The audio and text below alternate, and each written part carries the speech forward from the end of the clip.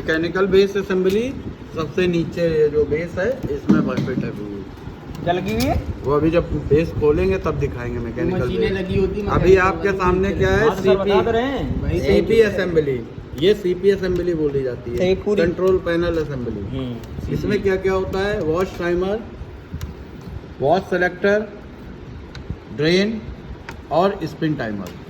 Wash timer हमारा 15 से 40 minute तक का होता है। कुछ मशीनों में 15 मिनट का होता है, कुछ मशीनों में 40 मिनट का होता है। जिनमें 40 मिनट का होता है उनमें सोक टाइम भी मिला होता है। ठीक है। हैवी, डेली वॉश और जेंटल, 3 वो दिए होते हैं जिस पे आप सेलेक्ट कर सकते हैं। अगर हमने जेंटल पे किया तो हमारा पल्सेटर जल्दी घूमेगा, फिर क्लॉक, फिर एंटी क्लॉक, फिर क्लॉक, फिर एंटी क्लॉक। डेली वॉश पे करेंगे तो थोड़ा सा स्पीड बढ़ाएगा, और जब स्ट्रॉन्ग पे कर देंगे तो बहुत गंदे कपड़े हैं तो वो काफ़ी देर राउंड लेगा एक साइड, फिर पाउच होगा दूसरे साइड। ठीक है। उसके बाद आते हैं हम ड्रेन करने का। सबसे ज़्यादा वही है कि ड्रेन कर देंगे हम, सारा पानी टपका बाहर निकल जाएगा। स्पिन टाइमर, कोई भी वॉशिंग मशीन है सेमी ऑटोमेटिक 5 मिनट का होता है। कोई आपसे पूछता है स्पिन टाइमर कै मिनट का है? 5 मिनट का है। स्पिन टाइमर मैकेनिकल होते हैं। Wash timer mechanical, electro mechanical दोनों आते हैं। ये इलेक्ट्रो मैकेनिकल टाइमर है। अगर मैकेनिकल टाइमर होता तो इसकी तरह ये जैसे इसमें आवाज़ आ रही है इसमें भी आवाज़ आती है। ये मैकेनिकल टाइमर है, ये अपने आप चल रहा है, अभी बंद हो जाएगा, इसको लाइट की ज़रूरत नहीं है। और ये इलेक्ट्रो मैकेनिकल है। अब आते हैं टब असेंबली। टब असेंबली अंदर है, देखिए टब असेंबली में ये टब है। सबसे पहला क्या है? Twin tub. ये 2 टब हैं, एक वॉश टब, एक स्पिन टब। ठीक है।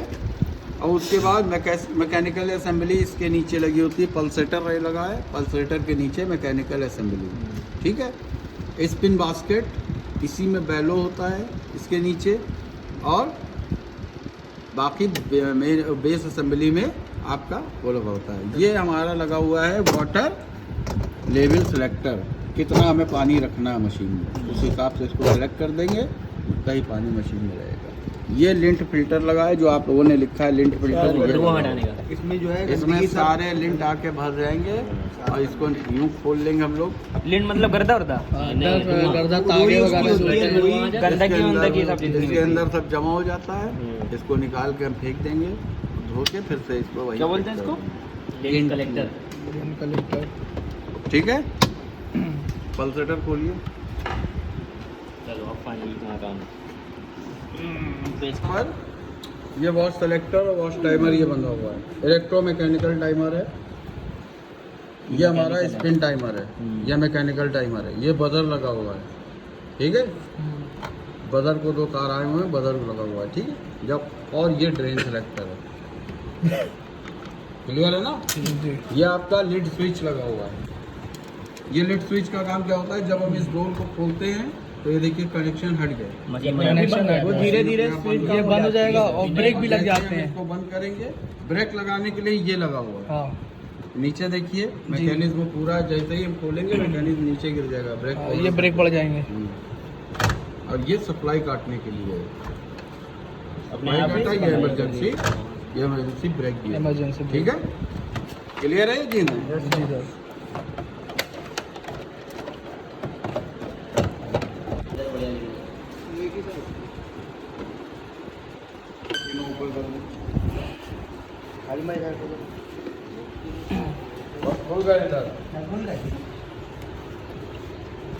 इसको खोलने के लिए लक्ष्य निकालना जरूरी है सर। मोटर लॉक, इसको पुश करके हो सकता है। खुल गया तो बाहर है। ठीक है। ये पीछे करो, खुल गया तो सीधा कर दो। सारे कनेक्शन खोल दो, वहाँ से जितने कनेक्शन मिले सब खोल दो। यहाँ से खोलो, यहाँ से सारे कनेक्शन खोल दो, सब अलग करो। नहीं अंदर ही पड़ेगी। अब देखिए मैकेनिकल बेस असेंबली आपने पढ़ी थी। मैकेनिकल बेस असेंबली में हमारा वॉश मोटर, स्पिन मोटर है ना जी। ये ब्रेक सेट, ब्रेक। ये पुली, मोटर पुली, ठीक है। बैलो ये देखिए यहाँ लगा हुआ है, हाथ डाल के देखिए रबर का बैलो लगा है। है रबड़ का है। इसको ऑर्डर करो। सकराऊ ये बड़े जितने पेज दिख रहे हैं, 1 2 गियर बक्सा खोलना है ना। ये पेज, बड़े वाले सारे पेज खोलना, छोटे ना खोलना। सारे बड़े पेज खुलेंगे। समझ गए। 6 पेज पे टका है ये बक्सा। हाँ तो 6 पेजों पे रहता है। अगर सर अगर गियर बक्सा खराब होगा तो कपड़े घूमेंगे नहीं और आवाज़ आने लगेगी। ज़्यादातर गियर बक्सा ही खराब होता है ना इसमें। क्या है PSC permanent capacitor start motor. B PSC PSC इसमें तीनों वाइंडिंग पे एक रेजिस्टेंस दिखाएगा, क्योंकि ये क्लॉक एंटी क्लॉक दोनों घूम रहा है। अच्छा हाँ, क्लॉकवाइज जाता है फिर Anti clockwise हो जाता है। निकालो गियर बॉक्स से। अभी एक बचा हुआ है। एक बचा कहाँ? ये आ गया पूरा आपका गियर बॉक्स। ये गियर बॉक्स, ये देखिए ये रबर सील लगी है। जी सर। इस रबर सील को बहुत ध्यान रखिएगा। अगर ये कभी भी हो गया तो ये अगर ये रबर सील नहीं है तो नई रबर सील डालेंगे। अगर ये नहीं डालेंगे, जिसमें जैसे गल रही जी जी। डिटर्जेंट से गल अच्छा सर, ये रबर सील अगर खराब हो जाएगी तो क्या दिक्कत आएगी? लीकेज पानी लीक करेगा। अच्छा रबड़ सीट बदलने का मतलब बस अब छोड़ो इसे। इसकी सीध में पेच लगाओ नीचे। हमेशा पेच जब अरे अरे इधर आएगा ना वो पेच। अरे नीचे कह रहे हैं सर, डायगनली हाँ ये वाला। इससे क्या प्रॉब्लम होती है? अगर एक तरफ से टाइट करते चलेंगे, पानी नहीं रोक पाएंगे मशीन का कभी। मशीन से पानी लीक होता रहेगा। जिग जैग में इनके पेच टाइट होते हैं, ये फिर ये सामने वाले दोनों। और टाइट तभी करना फुल तब जब सब बैठ जाएं। ढीले छोड़ दे। और सर इधर उधर लगाएंगे तो वो एकदम परफेक्ट लेगा नहीं, वो पानी में बाहर बाहर आएंगे। ये लीड हो गई। ये जो दो तार आए हैं, कौन से कलर ये स्पिन टाइमर और उसके हैं, ये आपस में कनेक्ट होते हैं।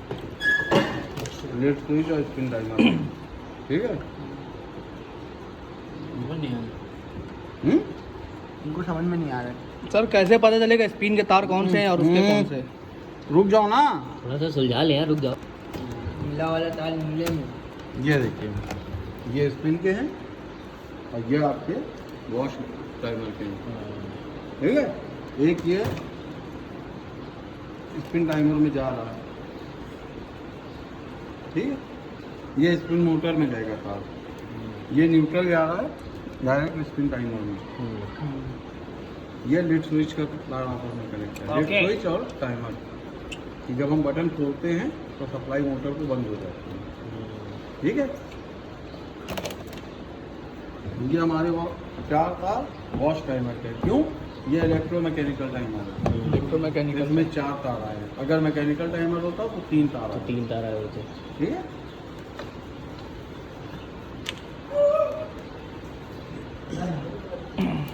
अब इसमें मेन फेस ये हो है, येलो वाला। येलो वाला फेज है। ये फेस है, ये न्यूट्रल ब्लैक वाला है। ब्लैक वाला न्यूट्रल टाइमर को न्यूट्रल दे रहा है, ये फेस हो गया टाइमर को। ये दो वो हैं face, clock anti clock, clock anti clock, ठीक है ना। क्लियर है? बोलो। अच्छा ये नॉर्मल वाली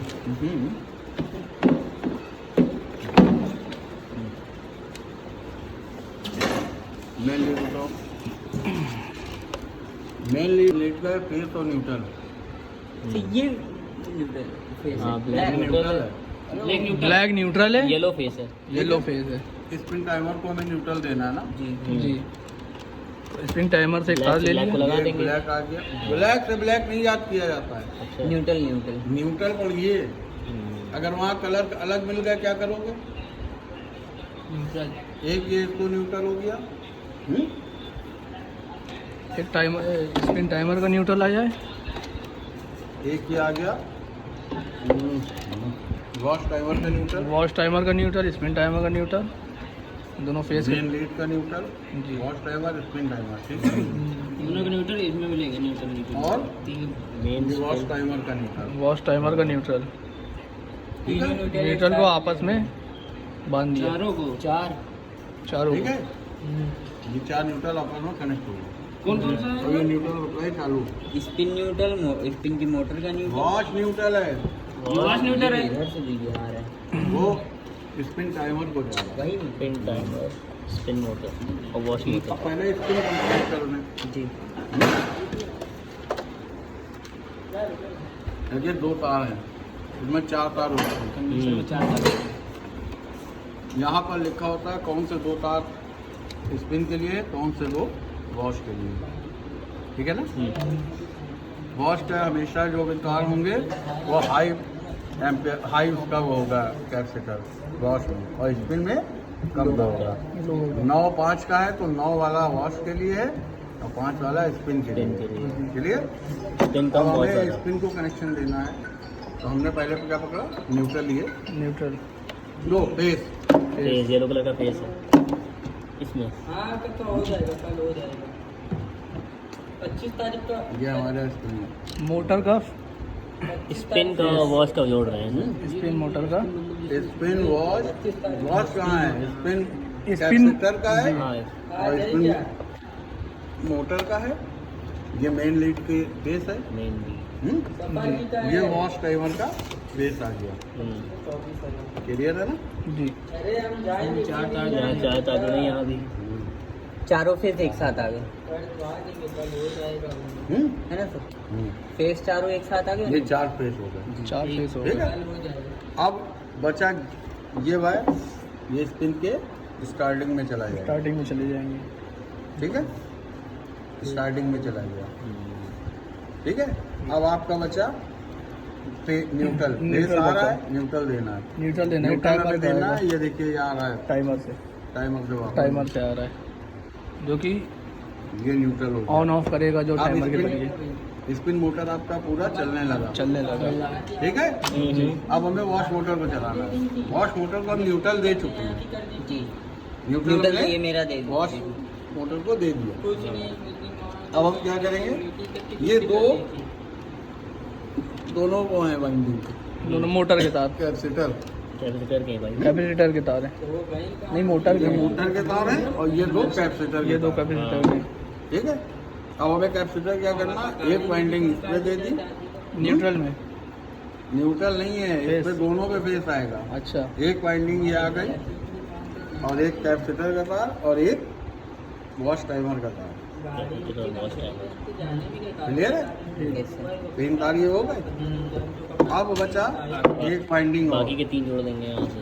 एक ये हो गया, एक ये वाइंड फेस आ गया, 2 फेस हो गए। ये ये उसका उसका वॉश टाइमर, वॉश टाइमर का हो गया। ठीक है। इसमें कलर तो ऐसे सेम ही है जो जोड़ रहे हैं। कलर से कोई मतलब नहीं होता है। अच्छा सर, आपको फेस न्यूट्रल पता नहीं यहाँ से चेंज हो तो कलर तार छोटा बड़ा दोनों तार काट दिया, यहाँ से पता चला दूसरे कलर का लगा दिए तो और जिला का में पाड़ दो। ये 2 फेस आ गए, एक फेस ये है, एक फेस ये है। जब टाइमर जब इस पे सप्लाई देगा तो ये मोटर क्लॉक घूमेगा, जब इस पे टाइमर सप्लाई देगा तो ये एंटी एंटी क्लॉक, क्लॉकवाइज होगा। ठीक है ना, क्लियर है ये? क्लियर। अगर येलो या रेड है वो फेस है और बाकी टाइमर में ब्लैक ही न्यूट्रल रहेगा मेरा। अगर इलेक्ट्रोमैकेनिकल टाइमर नहीं है, मैकेनिकल टाइमर है, तो उसमें खाली 3 तार नीचे उतर रहे हैं, हाँ, एक फेस और 2 फेस, एक से जा रहा टाइमर है, दूसरा से एंटी क्लॉकवाइज और क्लॉकवाइज वाला। और सर ये जैसे कि ये जो ये न्यूट्रल है तो मोटर में भी सेम ऐसे ही रहेगा।